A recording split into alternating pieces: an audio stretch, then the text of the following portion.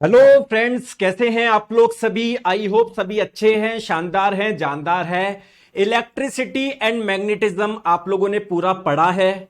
इसके हम लोग क्वेश्चंस करते हैं। आप लोगों को बहुत अच्छे से ये चैप्टर घुस जाएगा दिमाग में जब आप लोग क्वेश्चन करेंगे। आप लोगों ने पूरी थ्योरी सब अच्छे से पढ़ी है। आइए क्वेश्चन हम लोग करते हैं। ठीक है, स्टार्ट करें सेशन। आ जाइए, बिना टाइम वेस्ट करे हुए सीधे स्टार्ट करते हैं आज के क्वेश्चन। चलिए, पहला क्वेश्चन आपकी स्क्रीन पे बताएंगे।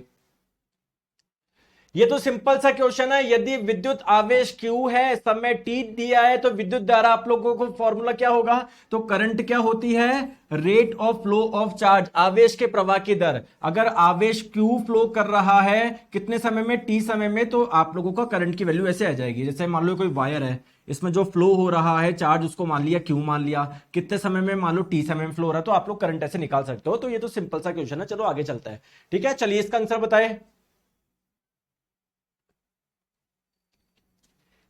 एक इलेक्ट्रॉन पर आपको इतना आवेश दिया हुआ है, करंट की वैल्यू भी आपको दे दी, तो एक मिनट में एक लैंप से कितने इलेक्ट्रॉन गुजरते हैं। दोस्तों, कोई लैंप मान लो या कोई वायर मान लो, आपको पता, अगर मैं बोलूं इस वायर में करंट फ्लो हो रही है, इसका मतलब इस वायर में चार्ज फ्लो हो रहा है, आवेश फ्लो हो रहा है। अगर कोई मेटल का वायर होता है, आपको पता है मेटल में फ्री इलेक्ट्रॉन्स होते हैं जो एक जगह से दूसरी जगह पर आसानी से चल जाते हैं, है ना, और उन्हीं की वजह से आप लोग बोलते हैं करंट फ्लो हो रही है। तो देखो, करंट की वैल्यू कितनी दी गई है, 300 मिली एम्पियर। मिली का मतलब क्या होता है, 10 की पावर -3। तो इतनी करंट आप लोगों को दी हुई है।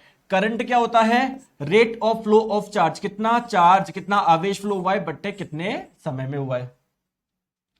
ठीक है, तो आप लोग पहले मुझे बताओ, टोटल चार्ज, टोटल आवेश कितना है। तो ये कितना है, इसको मल्टीप्लाई कर दीजिए इससे, तो ये हो जाएगा आप लोगों का 300 इंटू 10⁻³ कितने टाइम में फ्लो हो रहा है ये आपका, 1 मिनट में। 1 मिनट का मतलब 60 सेकंड। क्या आप लोग मुझे बता सकते हो क्या टाइम का मान मैंने सेकंड में क्यों लिया।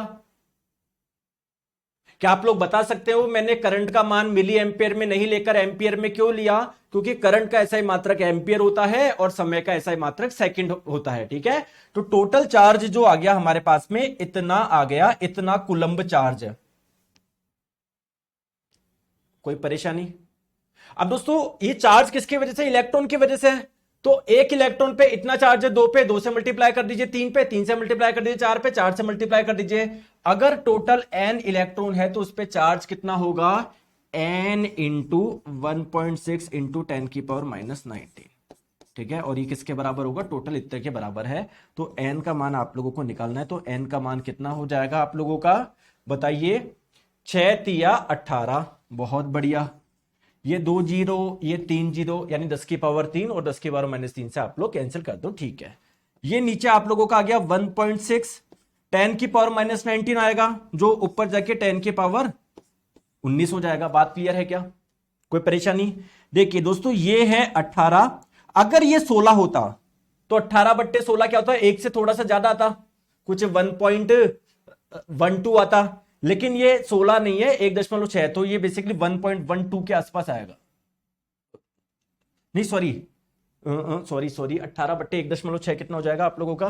अरे कैलकुलेटर कहाँ है गुरुजी, आज मैं पहली बार लाइव क्लास आने का सौभाग्य प्राप्त हुआ है। तो सौभाग्य प्राप्त हुआ है तो दोस्तों पढ़ाई करो अब जल्दी से।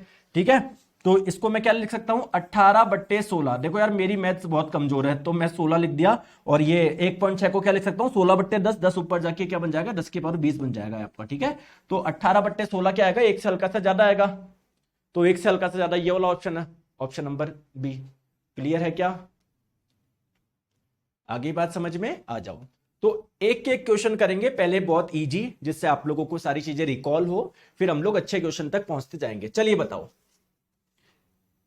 एक चालक तार पर दो बिंदुओं के बीच 2 कूलम्ब आवेश को स्थानांतरित करने के लिए इतना जूल का कार्य किया जाता है, तो 2 बिंदुओं के बीच में विभवांतर कितना है। ठीक है, जैसे दोस्तों, अगर मैं आपको बोलूं इस वायर में करंट फ्लो हो रही है, तो करंट कब फ्लो होगी, जब इन दोनों पॉइंट के बीच में कुछ पोटेंशियल डिफरेंस होगा, कुछ विभवांतर होगा, तभी तो फ्लो होगी। अरे बोलते नहीं हो, है ना। ठीक है, तो किन्हीं भी 2 बिंदुओं के बीच में पोटेंशियल डिफरेंस यानी विभवांतर निकालने का कोई दूसरा फॉर्मूला है क्या, बिल्कुल है। क्या है, मान लीजिए कोई चार्ज है, कोई आवेश है, वो यहां पर है। अगर आप लोग इसको यहां से यहां पर लेके जाओगे, एक बिंदु से दूसरे बिंदु पे लेके जाओगे, तो कुछ वर्क करना पड़ेगा क्या? बिल्कुल। तो वर्क कितना किया बट्टे चार्ज कितना था, इससे आप लोगों को क्या पता पड़ जाएगा? इन दोनों बीच का पोटेंशियल डिफरेंस पता पड़ जाएगा। क्लियर है क्या? तो आप लोगों को पोटेंशियल डिफरेंस आपको निकालना है, अभी निकालते हैं। वर्क कितना पड़ रहा है? यहां से यहां पर जाने के लिए वर्क कितना करना पड़ रहा है? 14 जूल का करना पड़ रहा है। और कितने चार्ज को लेकर गए? 2 कूलम को। तो 14/2 7 आ गया। और विभवांतर का ऐसा मात्रक होता है वोल्ट। तो सी आपका आंसर हो जाएगा। आ रही है अब समझ में? धीरे धीरे आ रहा है क्या? यार बोलते नहीं हो दोस्तों, आ रहा है ही नहीं आ रहा? सब आएगा। विद्युत विभवांतर की एसआई इकाई क्या है? ये तो बच्चों वाली क्वेश्चन है कि दोस्तों अगर कोई दो बिंदुओं के बीच में कितना पोटेंशियल डिफरेंस है, कितना विभवांतर है, इसको किस में मेजर करते हो? वोल्ट में मेजर करते हो। कूलम्ब आपका आवेश को मेजर करने की यूनिट है, एम्पियर करंट को मेजर करने की यूनिट है, ओम आपका रेजिस्टेंस को मेजर करने की यूनिट है। चलिए इसका बताइए, बताइए। एक वायर है, उसकी रजिस्टिविटी किस पर निर्भर करती है? दोस्तों कोई भी पदार्थ होता है, सबकी अपनी अपनी एक रजिस्टिविटी होती है। तो इसकी रजिस्टिविटी जो है ना, वो ना इसकी लंबाई पे निर्भर करेगी, ना इसकी मोटाई पे, ना इसकी आकृति पे। वो किस पे डिपेंड करती है? दो चीजों पे। एक तो दोस्तों टेम्परेचर पे, टेम्परेचर के साथ में चेंज होती है। दूसरा क्या है? उस पदार्थ की नेचर पे। जैसे भाई सिल्वर की अलग होगी, कॉपर की अलग होगी, एल्यूमिनियम की अलग होगी, तो इस पे निर्भर करेगी। Option number D. चलिए बताइए इसका आंसर। किस यंत्र में यांत्रिक ऊर्जा वैद्युत ऊर्जा में परिवर्तित होती है? वैद्युत ऊर्जा का मतलब, इलेक्ट्रिकल एनर्जी का मतलब बिजली। तो कौन सी आपकी डिवाइस है जो आपको बिजली बना के देती है? ठीक है बताइए। तो जनरेटर। शादियों के बाहर, शादियों में, फंक्शन में, बड़े बड़े होटल में, बड़े बड़े ऑफिस में, इवन घर पे भी कोई बहुत बड़े पैसे वाला तो घर पे जनरेटर लगाता है। तो लाइट चल गई तो ये आप लोगों का लाइट बना के देगा, इलेक्ट्रिसिटी बना के देगा, इलेक्ट्रिकल एनर्जी बना के देगा। तो जनरेटर चलता कैसे आपने देखा होगा शादी के बार में, जब आप लोग है ना डीजल डालते हो तो अंदर पहिया घूमता है, वो मैकेनिकल एनर्जी होती है। फिर उससे आप लोगों की क्या बनती है? बिजली बनती है। तो मैकेनिकल एनर्जी जो कन्वर्ट होती है इलेक्ट्रिकल एनर्जी में, वो कौन सी डिवाइस में होती है? जनरेटर में होती है। दोस्तों मोटर में क्या होता है? जैसे आपके घर में जो पानी को ऊपर चढ़ाने के लिए जो आप लोग यूज करते हो पंप, उसमें तो मोटर है, वो भी तो एक प्रकार की मोटर है। तो वो किससे चलती है? बिजली से चलती है, इलेक्ट्रिकल एनर्जी से चलती है। और फिर अंदर पहिया घूमता है बहुत तेज, जो पानी का प्रेशर बढ़ाता है। यानी इलेक्ट्रिकल एनर्जी यहां पर मैकेनिकल एनर्जी में कन्वर्ट होती है। चलिए बताइए।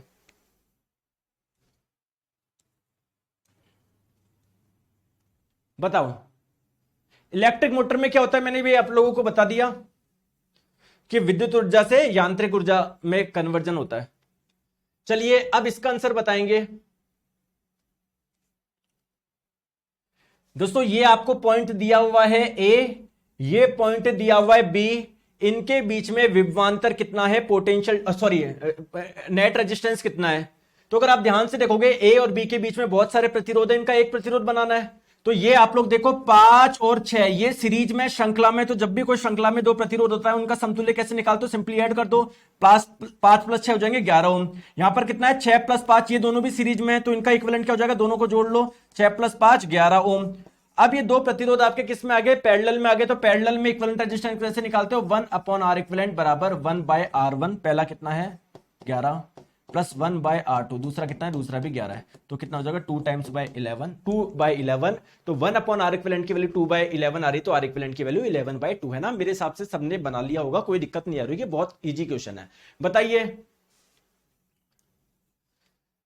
3 रेजिस्टेंस आप लोगों के पैरेलल में जुड़े हुए हैं, सर्किट का आप लोगों को इक्विवेलेंट रेजिस्टेंस निकालना है। निकालिए दोस्तों। जब भी कोई 3 प्रतिरोध समांतर में होते हैं, जैसे ये आप लोगों का एक 9 ओम हो गया, ये आप लोगों का 4 ओम का हो गया, ये आप लोगों का 12 ओम का हो गया। ठीक है, तीनों पैरेलल में, तो इनका इक्विवेलेंट रेजिस्टेंस क्या हो जाएगा? तो देखो 1/R equivalent is equal to 1/R1 plus 1/R2 plus 1/R3। ठीक है, तो 1/R इक्विवेलेंट बराबर एलसीएम ले लो, कितना हो जाएगा आप लोगों का? 24 हो जाएगा, नहीं 36 हो जाएगा। इधर आ जाएगा 4, इधर आ जाएगा 9, इधर आ जाएगा 3। तो 9 + 3 12, 12 और 4 हो गया 16, 16/36। तो R इक्विवेलेंट की वैल्यू कितनी हो गई आप लोगों के पास में? 36/16। दोस्तों 36 कटा 4 से 9 बार में, 16 कटा 4 से 4 बार में, 9/4 आप लोगों का आ गया। 9/4 आप लोगों का होता है कितना? इसको 9 को 8 + 1 लिख दूं, तो 8/4 हो गया 2, 1/4 हो गया 0.25, तो 2.25 ऑप्शन नंबर बी। ठीक है, चलिए नेक्स्ट क्वेश्चन। 4 ओम प्रतिरोध की 4 कुंडलियां, कुंडली का मतलब क्या होता है सर? एक कॉइल, एक वायर को भी बोल सकते हो आप लोग। ठीक है, तो 4 ओम के 4 है, 1 2 3 4, चारों को सीरीज में जोड़ा है। नेट रेजिस्टेंस कितना होगा? तो जब भी सीरीज में जोड़ते हैं क्या होता है, सिंपली उनको ऐड कर लो। तो 4 + 4 + 4 + 4 कितना हो जाएगा आपका? टोटल 16 ओम हो जाएगा। Option number A. बताओ, यहां पर आपको 3 रेजिस्टेंस दिए हुए, 20 10 3, तीनों पैरेलल में है। आपने दोस्तों इसको कनेक्ट कर दिया एक 200 वोल्ट की बैटरी से।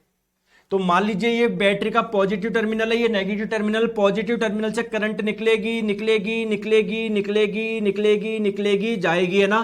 कुछ इसमें जाएगी, कुछ इसमें जाएगी, कुछ इसमें जाएगी। आप लोगों से पूछा गया है कि इसमें कितनी करंट जाएगी। तो मैं आप लोगों को कई बार बता चुका हूं कि जब भी कोई 3 प्रतिरोध पैरेलल में होते हैं, समांतर में होते हैं, तो उनके लिए विभवांतर का मान समान होता है। इसका मतलब क्या है? जैसे मान लो ये 20 ओम है, तो इसके सिरों पर भी विभवांतर कितना होगा? 200 वोल्ट का होगा। अगर कोई 10 ओम का है, इसके सिरों पर भी विभवांतर कितना होगा आप लोगों का? 10 वोल्ट, सॉरी 200 वोल्ट का होगा। क्लियर है क्या? आ गई बात समझ में? बात आ गई समझ में? ठीक है, तो आप लोग मुझे बताओ इसमें करंट कितनी फ्लो होगी? तो करंट कितनी फ्लो होगी? ओम का नियम लगा दो, V = I × R। इसके सिरों पर विभवांतर कितना है? 200। इसमें कितने करंट फ्लो रही है, यही तो पता लगाना। ठीक है, इसका रेजिस्टेंस कितना है? 20 ओम है, तो I की वैल्यू कितनी हो जाएगी? 200/20 आप लोगों का 10। Option number A. एक लड़का है, ये नंबर लिख रहा है, मेरे को ग्रुप में ऐड कर लो। कौन सा ग्रुप? कोई ग्रुप नहीं है। इधर पढ़ाने में और यहाँ के बच्चे पढ़ने में विश्वास रखता है, ना कि ग्रुप बनाने में। मेरे को ग्रुप में ऐड कर लो। एक ही कमेंट कर रहे हैं 10 मिनट से, हैं? तो यहाँ के जो बच्चे हैं, आप सारे प्यारे बच्चे जो हैं, वो पढ़ाई करने वाले हैं। उनमें से आज तक किसी ने नहीं बोला कि सर ये ग्रुप बना लो। वो भी बीच में एक बच्चा परेशान हो रहा, सर मेरे को ग्रुप में, अरे बनाया ही नहीं कोई ग्रुप।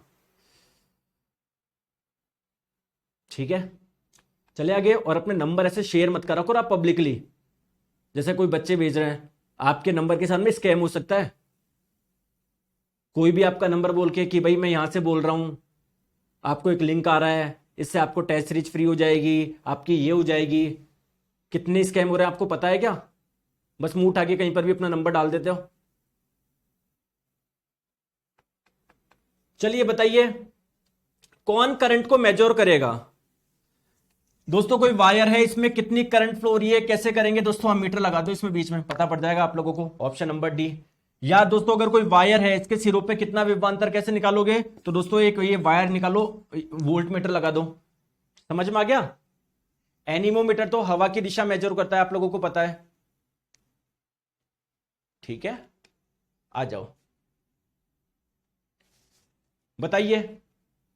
कॉपर के एक तार की त्रिज्या R है और लंबाई L है, इसका प्रतिरोध इतना है। यदि कॉपर के किसी अन्य तार की त्रिज्या इतनी है, लंबाई इतनी है, तो उस तार का प्रतिरोध कितना होगा? देखिए दोस्तों, ये रहा कॉपर का एक वायर, इसकी रेडियस आपको दे दी है R, इसकी लेंथ दे दी है L। अब कोई अन्य तार है जिसकी लेंथ है आप लोगों की L/2, जिसकी रेडियस है कितनी? 2R। तो इसका रेजिस्टेंस कितना होगा ये आपको बताना है। देखिए दोस्तों, इसकी प्रतिरोधकता रो मान लो, इसकी भी रो ही होगी, क्योंकि दोनों सेम है, कॉपर के पदार्थ के हैं। ठीक है, तो प्रतिरोधकता में कोई अंतर नहीं आएगा। तो इसका रेजिस्टेंस क्या होगा? प्रतिरोधकता गुना लेंथ बटे एरिया। कौन सा एरिया? ये एरिया। ये एरिया कितना है? πr²। इसका बताइए, इसका कितना होगा? प्रतिरोधकता इंटू लेंथ, इसकी लेंथ है L/2 बटे एरिया। ये एरिया कितना हो जाएगा? πr²। R का मतलब है 2R, इसका स्क्वायर कर लो 4R²। तो ρL/πr², ये वाली वैल्यू दे रखी है आपको R, तो ρL/πr², ये वैल्यू कितनी हो जाएगी? R/4 × 2 8, R/8। Option number D. ठीक है, आ गई बात समझ में? चले आगे।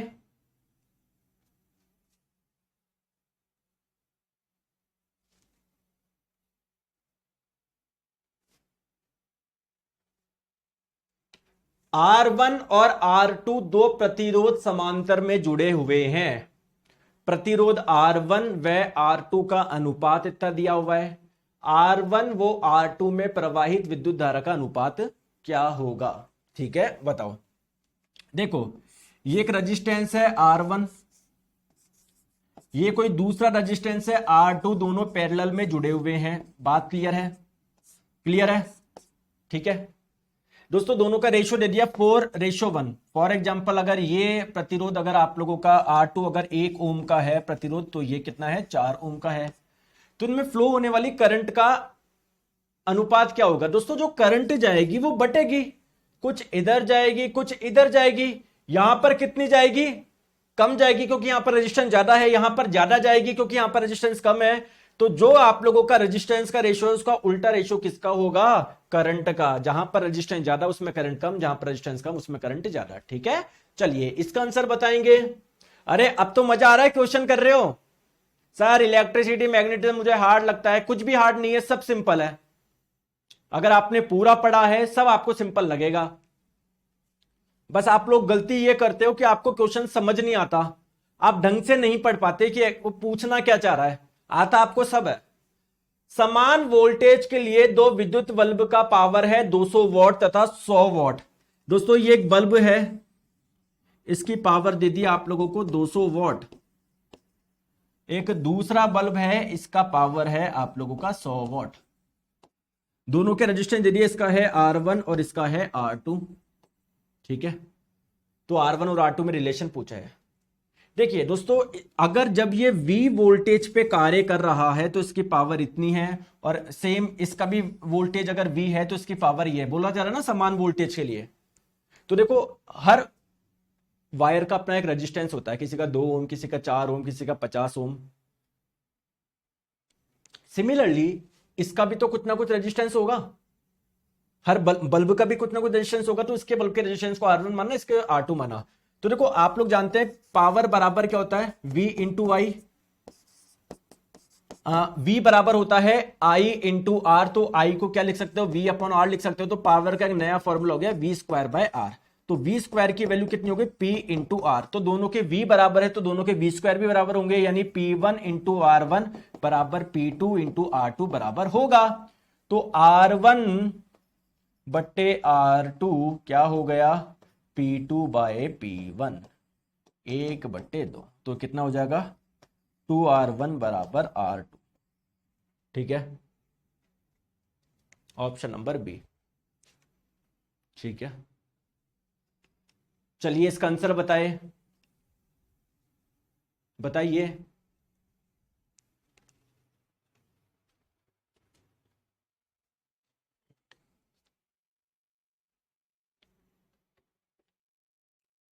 ये क्या है? ये डाइस होता है ना आपके रीजनिंग वगैरह में। देखो, ये 1 है।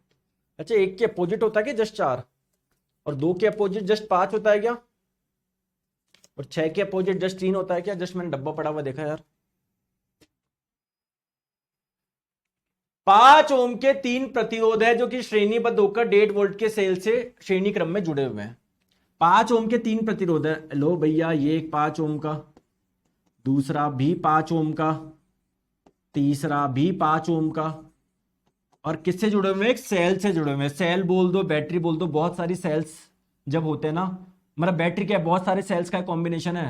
मतलब बहुत सारे सेल्स में जो ताकत होती है वो बैटरी में होती है ना। तो ये आपका क्या है? एक सेल है। वैसे मैं बताऊं, सेल का सिंबल होता है ये, बैटरी का होता है ये, है ना। 2-3 लाइन होती है, वो जस्ट अपना रिप्रेजेंट कर देते हैं। बैटरी को भी ऐसे, सेल को भी ऐसे। ठीक है, आ जाओ। देखो, कितने वोल्ट की आपने ये सेल लगाया? 1.5 वोल्ट का लगाया। दोस्तों, आपको पता है यहां से करंट निकलेगी, पॉजिटिव टर्मिनल से निकलेगी, जाएगी ऐसे। तो ये कितनी करंट निकल रही है सर्किट में, कितनी करंट फ्लो हो रही है, आप लोगों से ये पूछा जा रहा है। कैसे निकालूं? लगाओ V बराबर I इंटू आर। टोटल कितने वोल्ट का आपने सेल लगाया? 1.5 वोल्ट का। इससे करंट कितनी निकलेगी? I निकलेगी। ये रेजिस्टेंस कितना है सर? बहुत सारे, इनका इक्विवेलेंट निकालो। इक्विवेलेंट कैसे होगा? सिंपली ऐड कर लो तीनों को, क्योंकि सीरीज में। तो ये 15। तो I की वैल्यू हो जाएगी आपके पास में 1.5/15, जो किसके बराबर आएगी आप लोगों की? 0.1 एम्पियर के बराबर आएगा। ये ऑप्शन को चेंज कर लो, 0.2 कर लो ऑप्शन नंबर डी को, वरना दोनों सेम हो गए, सी और डी। बिल्कुल अरुण जी, हो जाएगा। अच्छे से पढ़ाई करो, सिलेक्शन आप कोई से भी एग्जाम की तैयारी करो, अच्छे से हो जाएगा। लेकिन एक बार अच्छे से पढ़ाई करो, सिलेबस वगैरह आप करते नहीं हो दोस्तों। ये होता है ना ये कि सर ये बैच ज्वाइन कर लूँ, मेरा हो जाएगा क्या, ये हो जाएगा क्या, ये हो जाएगा क्या, पढ़ते नहीं हो। बैच लेने से थोड़ी सिलेक्शन होता है, बैच में जो पढ़ाया गया है उससे होता है सिलेक्शन। चलो आ जाओ, चलिए बताओ। एक विद्युत परिपथ में 2 और 4 ओम के दो प्रतिरोध श्रेणी में 6 वोल्ट बैटरी से जुड़े होते हैं। 4 ओम प्रतिरोध द्वारा 5 सेकंड में व्यय ऊष्मा होगी। ठीक है, देख एक सर्किट में 2 ओम और 4 ओम के दो प्रतिरोध है जो कि आपने श्रेणी में जोड़ दिया। ये रहा आप लोगों का एक 2 ओम का, ये रहा आप लोगों का 4 ओम का। एक 2 ओम का है, एक 4 ओम का है। किससे जोड़ दिया आपने? दोनों को श्रेणी में जोड़ दिया। किससे? एक 6 वोल्ट की बैटरी से जोड़ दिया, 6 वोल्ट की बैटरी से। देखो आपको पता है यहां से करंट निकलेगी निकलेगी निकलेगी निकलेगी जाएगी, जितनी 2 ओम में जाएगी उतनी ही 4 ओम में जाएगी। और आपको पता है जब भी किसी वायर में जब करंट फ्लो होती है तो इसमें कुछ हीट डेवलप होती है। तो जो हीट डेवलप होती है उसका फॉर्मूला क्या है आप लोगों का? I square into R into T. तो आपको रेजिस्टेंस तो पता है, लेकिन इसमें कितनी करंट फ्लो हो रही है ये आपको नहीं पता। तो मैं कैसे निकालूं? तो पहले यहां से बताओ बैटरी के मेन यहां से कितनी करंट निकलेगी, लगाओ V बराबर आई इंटू आर। V का मान कितना है? 6। इससे जो करंट निकलेगी उसको I मान लो। ये टोटल रेजिस्टेंस कितना है? 4 + 2 6। तो करंट की वैल्यू हो गई 1 एम्पियर। यानी यहां से जो निकल रही है वो 1 एम्पियर है। यही 1 एम्पियर 2 ओम में जा रही है, यही 1 एम्पियर 4 ओम में जा रही है। तो I का वैल्यू हो जाएगा 1। इसमें कितनी हीट डेवलप होगी इसमें पूछा जा रहा है ना। रेजिस्टेंस की वैल्यू 4। कितने समय में? 5 सेकंड में, है ना, 5 सेकंड में। तो 5 × 4 20। और हीट का मात्रा क्या होता है? जूल होता है। Option number C. चले आगे, चले आगे आ जाओ दोस्तों। फ्यूज वायर का क्या यूज है? फ्यूज वायर का देखिए, अगर आपके घर में करंट बहुत ज्यादा आ जाए तो ये टीवी में जाएगी, फ्रिज में जाएगी, एसी में जाएगी, सबको खराब कर देगी। तो बीच में हम लोग क्या लगाते हैं? फ्यूज वायर लगाते हैं। क्यों? क्योंकि जब भी करंट ज्यादा फ्लो होती है हीट ज्यादा डेवलप होती है। तो हमने एक ऐसा पदार्थ लगा दिया जिसका मेल्टिंग पॉइंट कम है, जिसका गलनांक कम है, मतलब जो थोड़ी सी हीट पे मेल्ट हो जाएगा। तो जब इसमें बहुत ज्यादा करंट जाएगी तो हीट ज्यादा डेवलप हो जाएगी, मेल्ट हो जाएगा, तो ये हाई करंट को टीवी फ्रिज एसी में नहीं भेजेगा। तो फ्यूज वायर का आप लोगों को यूज क्यों आप लोग कर रहे हो कि अत्यधिक अगर धारा प्रवाह हो जाए तो उस समय आपका सर्किट को ब्रेक हो जाए। ठीक है, चलिए बताओ ट्रांसफार्मर का काम क्या होता है? ट्रांसफार्मर दोस्तों, ट्रांसफार्मर का काम क्या होता है? ये कुछ ऐसा होता है ट्रांसफार्मर आप लोगों का ऐसे। तो बेसिकली इसमें करंट जाती है और यहां से करंट निकलती है। लो वोल्टेज पे जाएगी, हाई वोल्टेज पे निकल सकती है, या हाई वोल्टेज पे जाएगी, लो वोल्टेज पे निकल सकती है। मतलब बेसिकली आप लोगों का इसका काम है वोल्टेज चेंज करना। 2 प्रकार के होते हैं, जो वोल्टेज बढ़ाता है ट्रांसफार्मर उसको बोलते हैं, सॉरी, स्टेप अप ट्रांसफार्मर। जो वोल्टेज को कम करेगा उसे बोलेंगे स्टेप डाउन ट्रांसफार्मर। ठीक है, चलिए बताओ।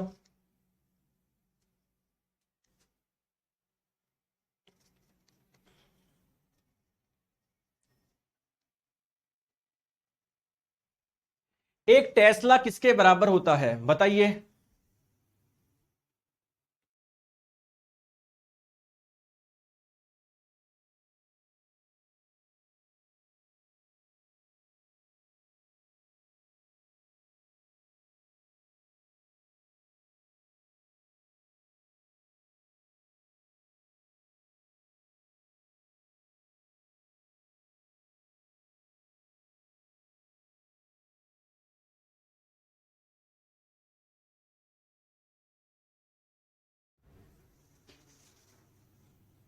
देखो टेस्ला क्या है, आप लोग पहले मुझे यह बताइए। टेस्ला आप लोगों का मैग्नेटिक फील्ड को मेजर करने की एक यूनिट है। वेबर क्या होता है? सर वेबर आप लोगों का क्या होता है? देखो मेरी बात को समझो। ये आप लोगों की कोई मैग्नेट है, ये मैग्नेट का नॉर्थ पोल, ये मैग्नेट का साउथ पोल। मैग्नेट के चारों ओर मैग्नेटिक फील्ड होता है या नहीं होता? तो उसको दर्शाने के लिए हम लोग यूज करते हैं मैग्नेटिक फील्ड लाइंस, यानी चुंबकीय क्षेत्र रेखाएं। जितनी ज्यादा चुंबकीय क्षेत्र रेखाएं है किसी चुंबक के चारों ओर, यानी वहां पर चुंबकीय क्षेत्र उतना ही ज्यादा है। दोस्तों अगर मैं यहां पर निकालना चाहूं मैग्नेटिक फील्ड कितना है, तो मैं देखूंगा यहां से कितनी मैग्नेटिक फील्ड लाइंस गुजर रही है, चुंबकीय क्षेत्र रेखा है जिसको फ्लक्स भी बोलते हैं। तो टोटल फ्लक्स कितना गुजर रहा है बट्टे ये एरिया कितना है, इससे आप लोगों को क्या मिल जाएगा, मैग्नेटिक फील्ड मिल जाएगा। फ्लक्स का, मैग्नेटिक फ्लक्स को आप लोग किस में मेजर करते हो, वेबर में करते हो। एरिया को किस में करते हो, मीटर स्क्वायर में करते हो। तो मैग्नेटिक फील्ड का ऐसा मात्रक हो गया वेबर बट्टे मीटर स्क्वायर, और इसे ही आप लोग बोलते हैं टेस्ला। यानी टेस्ला आप लोगों का किसके बराबर है, वेबर पर मीटर स्क्वायर के बराबर। ठीक है दोस्तों, एक चीज और ध्यान रखिएगा, 1 टेस्ला जो होता है मैग्नेटिक फील्ड का एक मात्रक और होता है गॉस, सीजीएस मात्रक। तो 1 टेस्ला किसके बराबर होता है, 10 की पावर 4 गॉस के बराबर होता है। दोस्तों हो सकता है मैंने एक बार पहले गलती कर दी हो यार ना, मैंने एक बार शायद पहले गलती कर दी थी, 10 की पावर -4 गॉस या 10 की पावर -8 गॉस, ऐसा कुछ आप लोगों को बता दिया था। ठीक है, तो करेक्ट आंसर आप लोगों का, सॉरी डी नहीं होगा, 10 की पावर -4 नहीं होगा, 10 की पावर 4 होगा। क्लियर है, चले आगे। राकेश जी इधर पढ़ाई में ध्यान दो, सिलेक्शन सबसे ज्यादा इंपॉर्टेंट है आपके लिए। चले आगे, चलिए इसका आंसर बताए।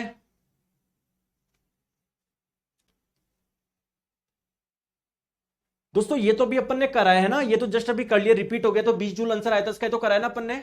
चलिए ये बताओ, यदि 220 वोल्ट पर कार्य करते हुए 40 वॉट और 60 वॉट के फिलामेंट का प्रतिरोध इतना है, तो आप लोग मुझे बताएंगे। R1 और R2 की वैल्यू बताइए। देखो जैसे 2 बल्ब थे वैसे 2 फिलामेंट मान लो, वायर मान लो, कुछ भी मान लो। ठीक है, एक 40 वॉट का है और एक 60 वॉट का है, दोनों का वोल्टेज आपको दे दिया 220। इसका रेजिस्टेंस R1 दे दिया, इसका R2 दे दिया। दोस्तों अभी मैंने आप लोगों को करा था वैसे ही आपको करना है।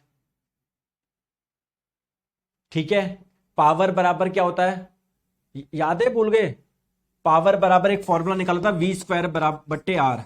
तो वी स्क्वायर की वैल्यू पी इंटू आर। तो दोनों के अगर वोल्टेज समान है तो दोनों के वी स्क्वायर भी समान होंगे, वोल्टेज के स्क्वायर भी समान होंगे, यानी पी इंटू आर भी आप लोगों का समान होगा। तो ये इसका पी कितना है, इसकी पावर कितनी है 40, इसका रेजिस्टेंस है R1, इसकी पी कितनी है, इसकी पावर है 60, इसका रेजिस्टेंस कितना है R2। तो ये आपका हो जाएगा R1 बाय R2। तो ये हो जाएगा आपका 60 बट्टे 40।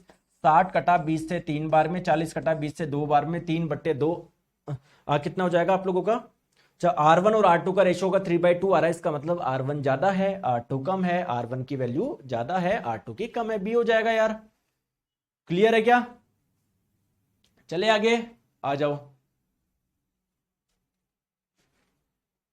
बताइए इसका आंसर।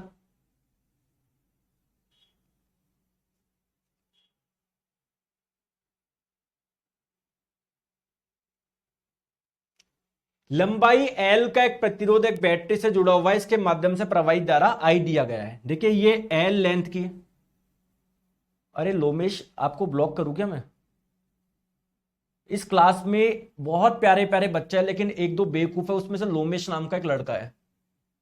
अब आप बोलोगे कि सर उसने ऐसा क्या कर दिया, ये मैं क्वेश्चन करवा रहा हूं, चाहे daily practice set, daily practice set, daily practice set, daily 25 minute से एक ही कमेंट कर रहा है। एक बार मैंने करवा ली, उसमें क्या उखाड़ लिया तुमने, हर चैप्टर के आपको क्वेश्चन करवा ली, उसमें क्या उखाड़ लिया आपने, बस सर ये करा दो वो करा दो, होता कुछ है नहीं, पढ़ाई वढ़ाई कुछ करते नहीं हो। बाकी बच्चे से सीखो जो सारा ध्यान इधर रख रहे हैं। ये लंबाई L का आपको एक रेजिस्टेंस दे दिया, ये लेंथ L है, ये आप लोगों को रेजिस्टेंस दे दिया। ठीक है, अब आपने इसको एक बैटरी से जोड़ रखा है, आपने एक बैटरी से जोड़ रखा है, तो इसमें जो करंट फ्लो हो रही है कितनी फ्लो हो रही है, I फ्लो हो रही है। अगर इसे लंबाई से 3 भागों में बांट दिया जाए जिनका क्रॉस सेक्शन एरिया सेम है, तो सभी को एक ही बैटरी, उसी बैटरी से सभी को समान बैटरी से श्रेणी क्रम में जोड़ा जाता है, तो अब करंट कितनी फ्लो होगी।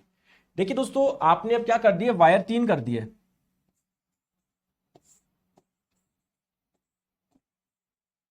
ठीक है, तो देखो आप लोगों को पता है ये कोई वायर है जिसकी लंबाई है L, जिसका ये क्रॉस सेक्शन एरिया है A, तो उसका रेजिस्टेंस क्या होता है, resistivity into length upon area. आपने इसको 3 भागों में बांट दिया, इसकी लेंथ L/3, इसकी L/3, इसकी L/3, यानी इसका रेजिस्टेंस कितना हो जाएगा आपका R/3, इसका R/3, और इसका R/3। अब आपने तीनों को किस में जोड़ दिया, वापस सीरीज में जोड़ दिया। तो जब आप लोग उसको सीरीज में जोड़ोगे तो टोटल रेजिस्टेंस वापस कितना हो जाएगा आप लोगों का, R हो जाएगा। और वही बैटरी से आपने जोड़ दिया। तो पहले भी R था, इसमें करंट कितनी फ्लो हो रही थी, I हो रही थी। अभी भी वही सिस्टम है, अभी भी I होगी, कोई चेंज ही नहीं होगा। ऑप्शन नंबर सी होगा।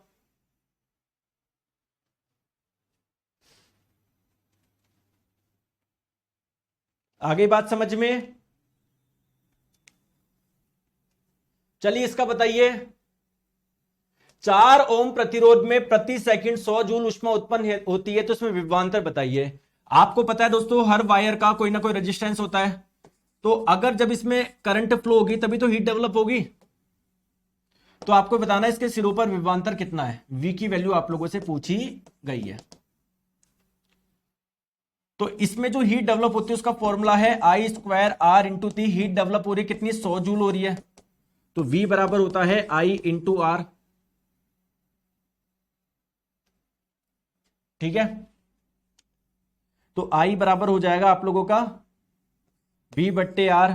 तो I² हो जाएगा V²/R² into R into T। Clear. R से ये R आपने कैंसिल कर लिया।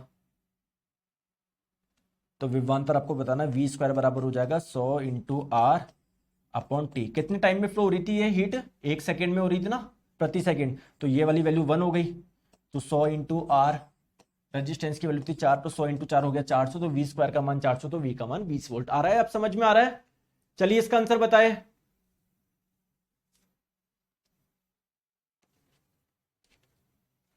करो। R ओम के N प्रतिरोध समांतर में जोड़े गए हैं।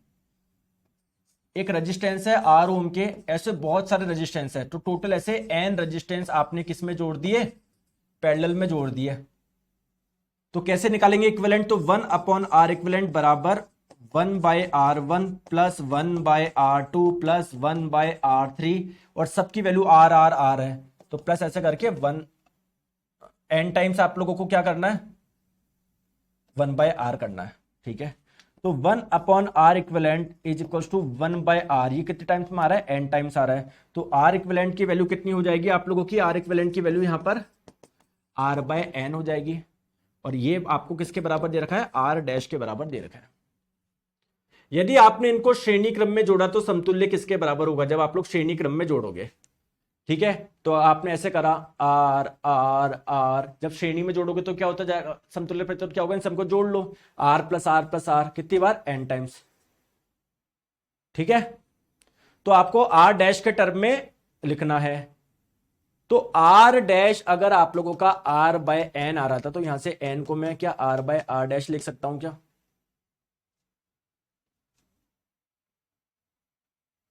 तो N की वैल्यू लिख दी R/R'। नहीं, रुको रुको रुको, कुछ गलती तो नहीं कर दी अपन ने। ये N इंटू R आ रहा है ना, N इंटू R आ रहा है ना। तो N की जगह लिख दो R/R', और ये आपका मल्टीप्लाई में R। तो ये हो जाएगा R²/R'। किसके टर्म्स में पूछा गया है आप लोगों से, N तो रखना है, N तो रखना है। चलो ठीक है, रखते हैं यार, N तो रखना है। यहां से R को क्या लिख सकते हैं, N इंटू R'। तो ये N²R', ऑप्शन नंबर ए हो जाएगा। आई बात समझ में, क्लियर है। चलिए बताएंगे। जब तारों को समांतर में जोड़ा जाता है और तो पतले तार में उत्पन्न ऊष्मा H1 है, मोटे तार में H2 है, तो दोनों के बारे में बताइए। दो तार को आपने जोड़ दिया, जैसे मान लो एक तार जिसका रेजिस्टेंस है R1, और पैरेलल में आपने दूसरा जोड़ दिया R2। ठीक है,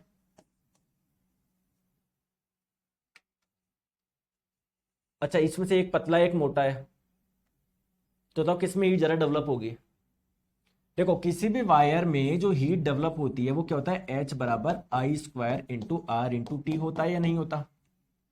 V बराबर आप लोगों को पता है क्या होता है, I into T, sorry V बराबर होता है I इंटू R। तो यहां पर क्या लिख सकते हो आप लोग, VIT, ये हीट का नया फॉर्मूला आ गया। जब भी समांतर में जुड़े होते हैं तो उनके लिए विभवांतर का मान तो समान है, तो इसको हटा दो। ठीक है, तो जिसमें करंट ज्यादा फ्लो होगी उसमें हीट ज्यादा डेवलप होगी। अब पतले तार जो होता है आप लोगों का,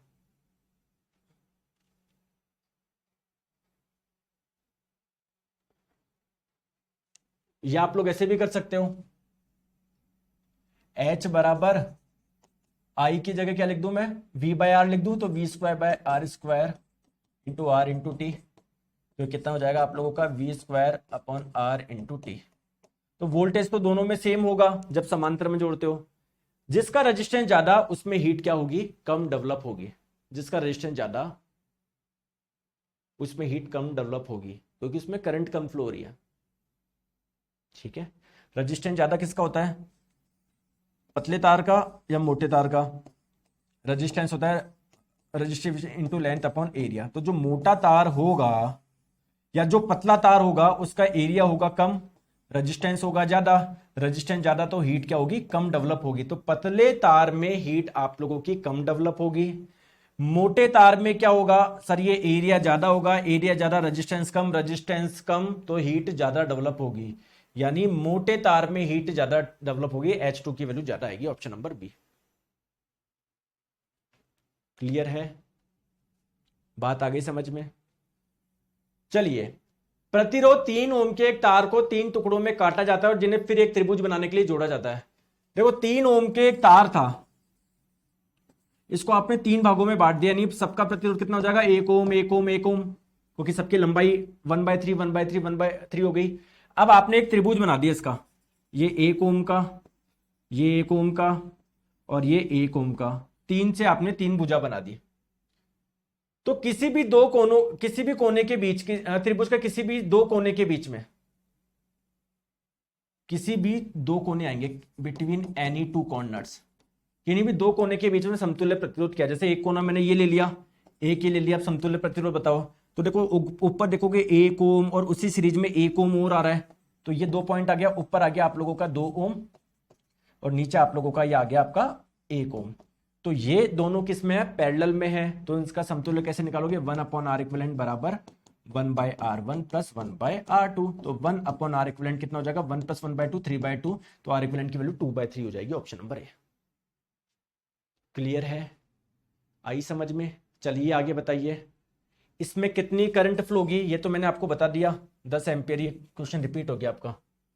चलो बताओ, ए और बी के बीच में समतुल्य प्रतिरोध बताओ, बताओ।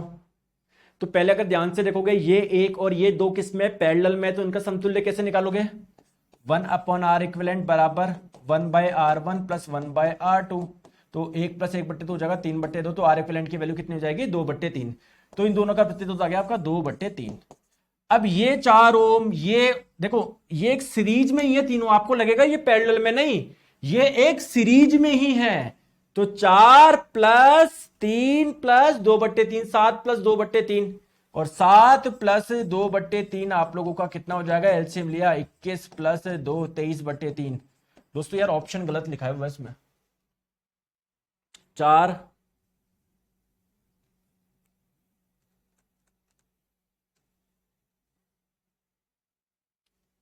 7 + 2/3 आ गया, ये अपना सही है बिल्कुल ना, ऑप्शन गलत है इसमें, 7 + 2/3 करो। ओके, चलिए चलिए इसका आंसर बताइए, यदि सर्किट के x ओम प्रतिरोध से करंट इतनी फ्लो हो रही है तो x का मान बताओ। देखो ये डायग्राम क्या है, बेसिकली ऐसा है कि एक प्रतिरोध है आप लोगों का x ओम का, दूसरा है जस्ट इसके पैरेलल में 12 ओम का, और फिर आपने क्या जोड़ रखी है, एक बैटरी जोड़ रखी है, ये सेल जोड़ रखेगा, जो भी आप लोग बोलना चाहो, 135 वोल्ट का। तो बोला जा रहा है अगर कि इससे करंट कितनी फ्लो हो रही है, 5 एम्पियर फ्लो हो रही है, तो इस x का मान बताओ। तो आपको पता है कि जब भी कोई दो प्रतिरोध समांतर में होता है तो दोनों के लिए विभवांतर का मान समान होता है। इसके सिरों पर भी 135 वोल्ट का होगा, इसके सिरों पे भी, इसके सिरों पे भी 135 वोल्ट का होगा। तो V बराबर होता है I × R। तो कितना वोल्टेज है, 135। करंट कितनी फ्लो हो रही है इसमें, बता दिया 5 एम्पियर। रेजिस्टेंस कितना है, x है, तो x की वैल्यू हो गई 135/5। कितना हो जाएगा, 20 + 7 27 हो जाएगा, ऑप्शन नंबर ए। क्लियर है? चले चलिए इसका आंसर बताइए, ये करंट कितनी है?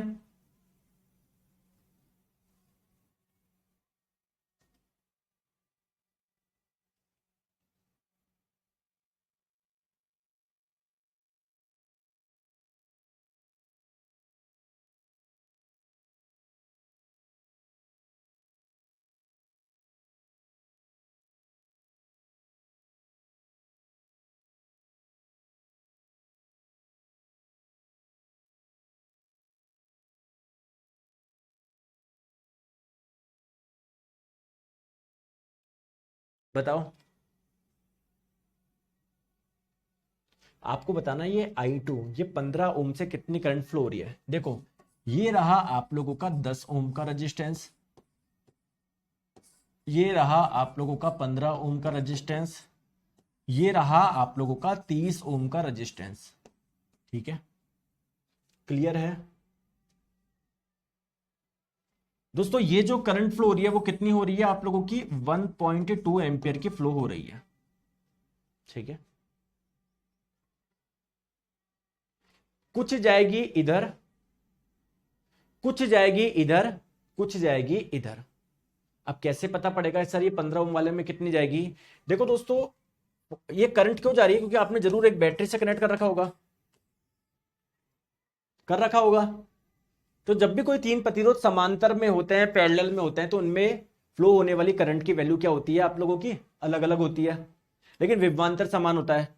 तो अगर ये V वोल्ट की बैटरी थी तो इसके सिरों पे भी विभवांतर V वोल्ट, इसके पे भी V वोल्ट, इस पे भी V वोल्ट। क्लियर है? इसमें करंट फ्लो जो हो रही है उसको I1 मान लो, इसको I2 मान लो, इसको I3 मान लो। तो ये कितना हो जाएगा आप लोगों का? I1 इंटू R1 की वैल्यू बराबर होगी I2 इंटू R2 के, बराबर होगा I3 इंटू R3 के। बात क्लियर है? और ये आपने मान लिया V वोल्ट की बैटरी। क्लियर है? कोई परेशानी, कोई दिक्कत? दोस्तों इनका तीनों का समतुल्य प्रतिरोध निकालो एक बार। मैं क्यों जा रहा हूं? क्योंकि मैं देख रहा हूं ये जो करंट निकल रही है 1.2 एम्पियर, V बराबर क्या होता है? I into R. ये कितने वोल्ट की बैटरी थी? माना V वोल्ट की, इससे जो करंट निकल रही है वो निकल रही है 1.2 एम्पियर। रजिस्टेंस बताओ, ये नेट रजिस्टेंस कितना है? 10, 15, 30 का। तो 1/R इक्विवेलेंट बराबर 1/10 प्लस 1/15 प्लस 1/30। तो 1/R इक्विवेलेंट बराबर हो जाएगा 30, इधर आ जाएगा 3, इधर आ जाएगा 2, इधर आ जाएगा 1। तो 5 प्लस 1 6, 6/30 यानी 1/5। तो 1/R इक्विवेलेंट की वैल्यू 1/5 आई, तो R की वैल्यू कितनी आई? 5 आई। तो 12 पंजे 60, 6 वोल्ट की आपने बैटरी लगाई है, 6 वोल्ट की वैल्यू। तो I2 इंटू 15 का मान कितना आ गया? 6 आ गया। तो I2 का मान कितना आ जाएगा? 6/15।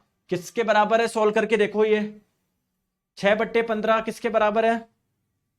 भाई मेरे पास में कैलकुलेटर नहीं है, यहां से करता हूं मैं। 6/15 0.4 आ रहा है ये मेरा तो। ठीक है, तो करेक्ट आंसर आपका हो जाएगा ऑप्शन नंबर सी। क्लियर है? क्लियर? ये क्वेश्चन आपका कर चुके अपन, तो आई होप आपको आया होगा। लेकिन दोस्तों अभी एक क्लास और लूंगा, थोड़े से मैंने मैग्नेटिज्म के क्वेश्चन नहीं करवाए आपको, तो कल एक क्लास और लूंगा जिसमें मैं आप लोगों को मैग्नेटिज्म के क्वेश्चन करा दूंगा, जिससे इलेक्ट्रिसिटी मैग्नेटिज्म के सारे डिटेल में आप लोगों को जिस भी प्रकार के क्वेश्चन बन सकते हैं सारे हो गए। ठीक है दोस्तों, थैंक यू सो मच।